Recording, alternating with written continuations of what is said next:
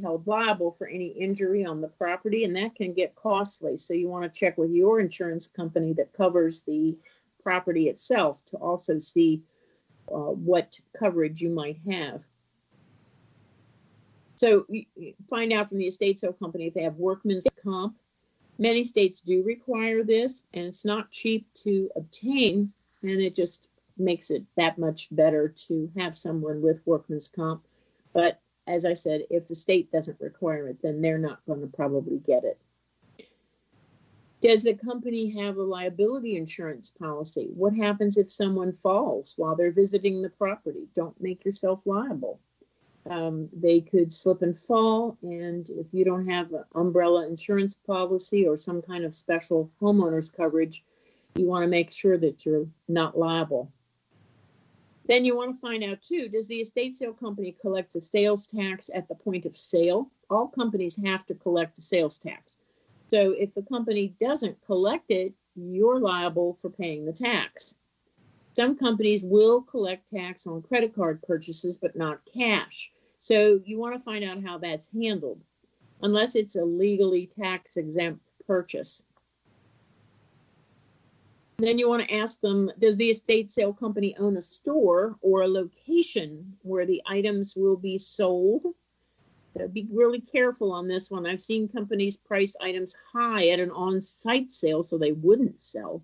And then you can be charged extra to remove the items from the property so the person can take them back to their store to sell later at a discount.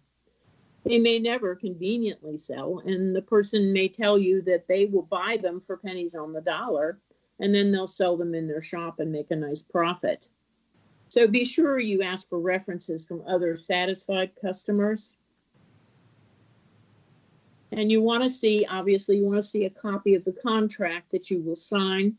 It will cover what you're responsible for and what the company is responsible for, and make sure you read it carefully and ask questions if you don't understand. They should be able to explain their process to you clearly.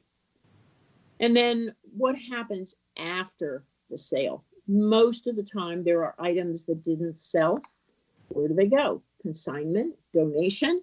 Do they get to keep the items? Do you get to take them back and keep them or resell them on your own? Those are all questions that are very important so that you're not taken advantage of, because a lot of times when you're in charge of doing an estate sale or coordinating it, you're going through the grief of the loss of your loved one, and you may not always think clearly. So these questions are ones that you should be asking. And one thing that I do a lot of is hoarder houses, and sometimes they are navigable, and other times they are just not navigable houses inside because there's so much stuff. Hoarders have it's the estate sale for a hoarder may be a little different, because hoarders are now a protected class, and the Mayo Clinic defines hoarding as persistent difficulty parting with possessions because of a perceived need to save the item for possible future use. So many estate sale companies won't take on the task of cleaning out a hoarder property, and it's definitely not for the faint of heart, because a lot of times things are stacked so tightly and windows are blocked and mold appears and that sort of thing. So they may not take it. There may be a hoarder who just has a lot of trash, but there may also be a hoarder who collects things worth a lot of money, but they have no use for them. They didn't even know what they have. I had a woman in an area with, she had a 5,000 square foot, 3-level home, and she was a QVC HSN shopping addict. And her house, the lower level, was chock full of clothes, still with the price tag on, that had to be sold at the estate sale in order to clean it out, because so many of them, pieces she couldn't wear or didn't wear, and they were brand new. So they closed out the basement by selling off the clothing. You should expect to pay a higher fee due to the amount of stuff that needs to be removed. Now, if there is mostly trash, then they probably won't take it. But if there are items in there that you know are there that are of value, they should be retrieved. And if they don't sell at an estate sale, then maybe they can be sold some other way. Sometimes estate sale people, if the house is not in too bad of shape, will just form a line outside of people who want to go in and browse, and you take a bag in and you take the stuff that you want, and then they price it and bring it on out, rather than doing a lot of staging because of the amount of stuff that's in the house. But you do have to expect to pay a higher fee due to the amount of stuff that has to be removed. And as I said, there's often significant mold due to lack of air circulation and water leakage. So if there doesn't appear to be anything of value at first inspection, there's not likely anything buried below the piles of stuff. And when I'm talking piles, I'm talking floor to ceiling with a little tiny path to get through. If the items can be sold, if they can be found and sold, the sale can often be done in phases. Like if there's items in the yard or outbuildings, you can sell those items first. The workers have to have masks and gloves and shoe protectors and goggles, a first aid kit, ozone machines to remove odor. And workers tend to get burned out from exhaustion of clearing out the spaces. It's hard work. It's not unusual to find animal droppings, dead animal carcasses, household chemicals, possible explosives. I had a guy once who cleaned out his house, and he had a full army trunk in the basement filled with hand grenades and bullets from World War II. So that had to have a special squad from the police department come and take it out. And I had another woman who was such a hoarder, and her husband had passed, and we were moving her into a retirement community. And we went down the basement, and there were 5 kayaks stored up in the rafters that her husband had made. But the scary part was there were 2 one-gallon jugs of liquid mercury down there. So that had to be disposed of safely, obviously. It's just incredible the things that you will find at someone's home.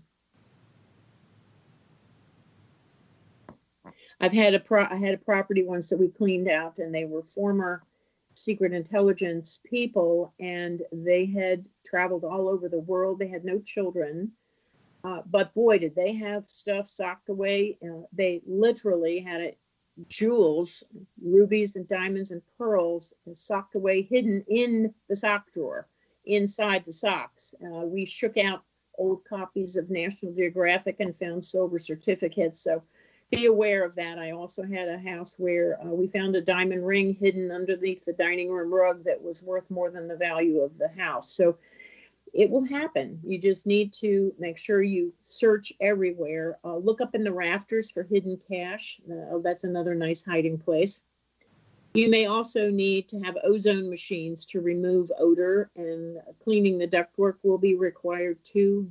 And you may have to do it more than once. I've had properties where we had that as an issue as well, but ozone machines work wonders as far as getting out the odor. Now, if you know there's questionable items in the house like firearms, drugs, alcohol, prescription medication, pesticides and chemicals and that can't be sold, you need to ask what the estate sale company will do to dispose of those items. So, you know, like the woman with the 2 one-gallon jugs of liquid mercury, they had to call in a special team to take that to a hazmat location. And, you know, some items may not be able to be sold because of mold in the home. The spores get into the fabric of the sofa, the walls, the floors, and the ceilings. I can smell it when I walk into a home. And a certified mold inspector has to take readings from the inside air and compare it to the outside air. And then the findings get run through a lab so the types of mold and the levels can be discovered. And then the proper mold treatment is prescribed depending on the findings. Ozone machines have to run 24/7 until the inside readings are below the outside readings. That's just the way it has to be. EPA is in charge of the guidelines on that.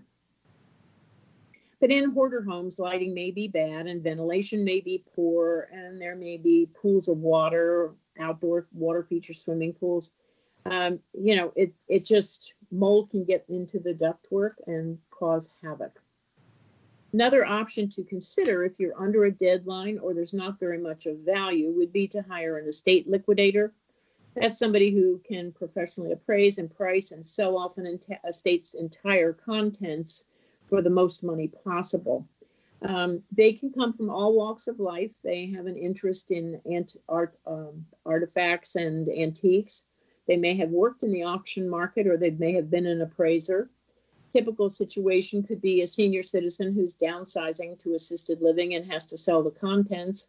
Or another scenario is where someone died and the executor or the relatives need to liquidate the estate. Could be a divorce, pay off a debt. There's companies out there that will literally buy the contents of a property and take everything away, but you won't get as much, but at least the items are gone.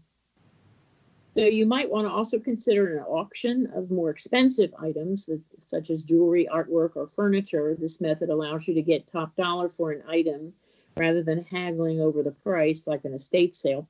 Many people attend auctions, and the auctioneer starts the bidding low to get bidders excited, and then they bid up the price until one person is left as the winner.